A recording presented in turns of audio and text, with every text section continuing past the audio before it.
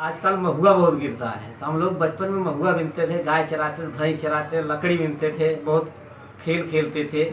तो एक खेल होता था, हम लोग खेलते थे गधैया सीपो। गधैया सीपो में क्या होता था कि बच्चे लाइन खींचते थे और दोनों पार्टी के लोग रहते थे, उसको जाके काटते थे, जो बचती थी उसको चढ़ाया जाता था, जिसे कोठ कहा जाता है।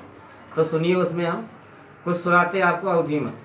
लड़कैया माँ बिने महुआ खेले गदहिया सीपो, कैथौला तक गदहा खे दे बोल सही पो ही पो।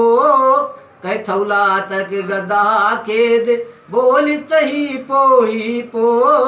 रणजितवा खूब लासा पोतिस जय दुनिया के बारे माँ। चढ़ बैठे बाबा बबलू का कूद फांद के नारे माँ। जेके फौज रही खूब भारी, जेके फौज रही खूब भारी, भाई कहे की पीटो।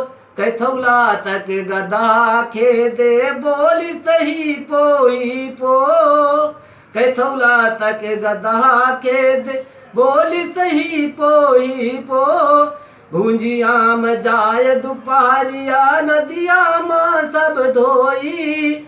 डांट पड़े तो आधा घंटा झूठ मूठ के रोई। डांट पड़े तो आधा घंटा झूठ मूठ के रोई। नदी नहाई सब जन संगे, नदी नहाई सब जन संगे, बोला करी घसीटो। कैथौला तक गदा के दे बोल सही पो ही पो।